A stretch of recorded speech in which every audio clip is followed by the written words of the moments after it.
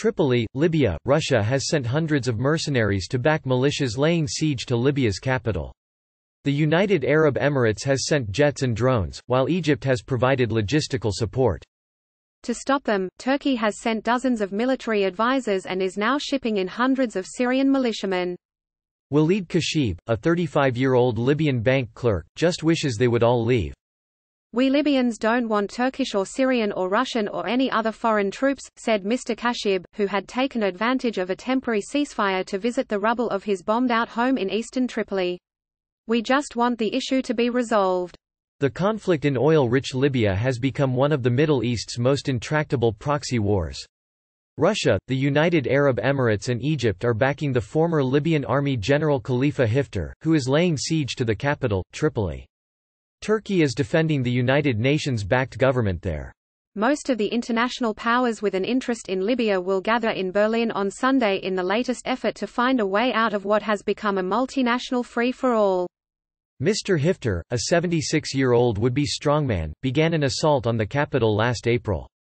As his advance stalled out last fall, Russia and Turkey jumped in on opposing sides, establishing themselves as potential kingmakers.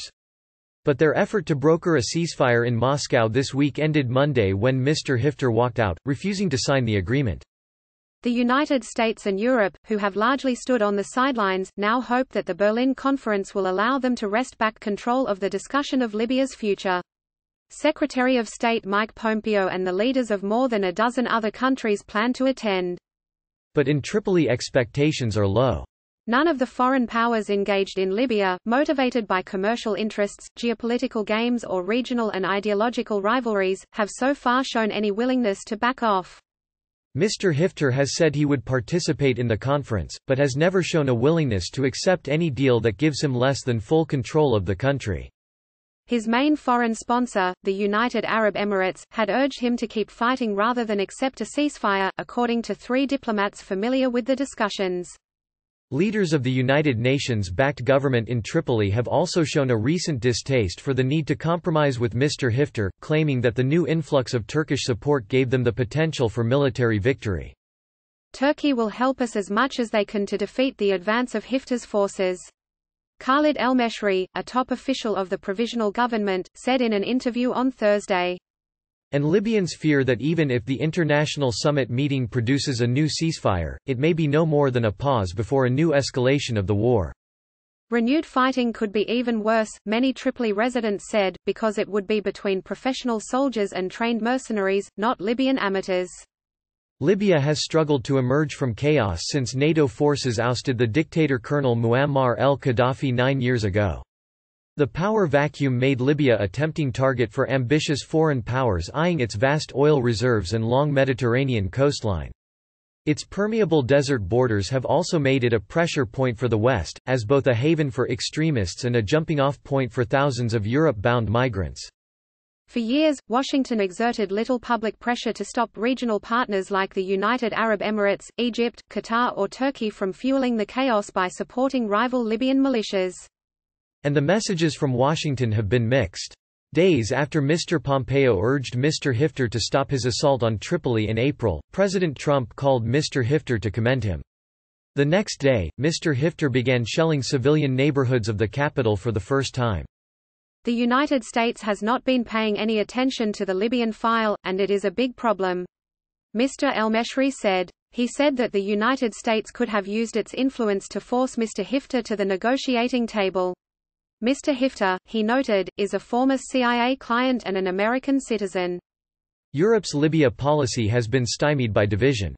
French special forces have sometimes aided Mr. Hifter as an ally against extremists, while Italy has paid rival militias to help reduce the flow of migrants. Now, though, what had long been an indirect contest among regional powers, has escalated toward a more direct conflict between Russia and Turkey. Last fall, after Mr. Hifter's forces had stalled out for 6 months on the outskirts of Tripoli, Moscow surprised the West by intervening to tip the balance, dispatching as many as 1,500 Russian fighters, mainly mercenaries from the private, Kremlin-linked Wagner Group, to restart his advance. They brought skilled snipers, guided artillery, and better coordinated air support. By early this month, their assistance had helped Mr. Hifter advance several miles on multiple fronts around Tripoli and to capture the strategic coastal city of Sirte. President Vladimir V Putin of Russia may have been motivated by a desire to revive lucrative weapons deals and other commercial contracts that Russia had enjoyed under Colonel Gaddafi. But he also appears to simply to relish embarrassing the West at a very low cost to Russia, several foreign diplomats said. For his part, President Recep Tayyip Erdogan of Turkey may have intervened in part to counter the influence of Mr. Hifter's other chief backer, the Emirates, a regional foe of Turkey in an ideological Cold War over political Islam. But Mr. Erdogan has even greater financial interests. Turkish businesses had as much as several $billion in contracts with Libya before the uprising against Colonel Gaddafi, and Turkish construction firms stand to profit heavily from the country's future reconstruction. In December, Mr. Erdogan signed an agreement with the Tripoli government that could give Turkey rights to exploit mineral and other resources under a broad section of the Mediterranean, an agreement that would lose all value if Mr. Hifter took over. When Mr. Hifter refused to sign the proposed Russian-Turkish ceasefire, Mr. Erdogan talked about teaching a lesson to the Libyan commander and said Thursday that he was sending troops. Mr. El-Meshri said about 1,000 Turkish troops were already there. But Libyan fighters and Western diplomats said that they had seen no sign of such a large contingent of Turks. Instead, Mr. Erdogan appears to have shipped over Syrian fighters from some of the same Syrian militias that Turkey recently deployed in northern Syria, transferring battle-hardened fighters directly from one intractable Middle East proxy war to another. 2 Libyan fighters defending Tripoli on Friday said they had recently fought alongside as many as 200 members of a Turkish-backed Syrian militia. 2 Western diplomats said that, in private conversations, Tripoli government officials acknowledged the presence of the Syrian fighters. One diplomat said at least 400 Syrians were fighting, and the other said the number could be as high as 1,200.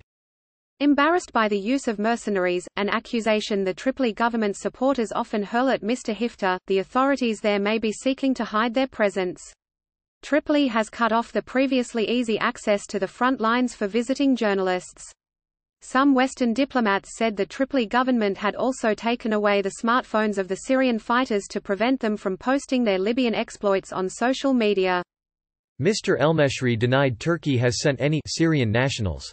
But he acknowledged that Turkey might have sent fighters who could pass for Syrian. Some were Arabic-speaking ethnic Turkmen, he said, who live by the Syrian border and came here to facilitate the translation and other things. Militants in northern Syria, reached by phone, said Turkey was conducting a concerted effort to recruit young fighters to the Libyan war. Several fighters said that in the last week hundreds of men had been drawn by promises of a $2,000 monthly salary. You could call them mercenaries, said a fighter named Katab, who asked to be identified by his surname only. They are not making enough money at home, so it's really tempting to go to Libya. As rumors of the Turkish and Syrian newcomers circulated through Tripoli, some residents said they feared that foreign powers would now shape Libya's future. If one of the international powers presses with its iron hands for something, either side will do as it's told, said Muatasim Billah, 30, who was selling toys from a cart in the capital's main square. Something could happen in the blink of an eye. David D. Kirkpatrick reported from Tripoli, and Declan Walsh from Cairo. Huwaid Assad contributed reporting from Beirut, Lebanon.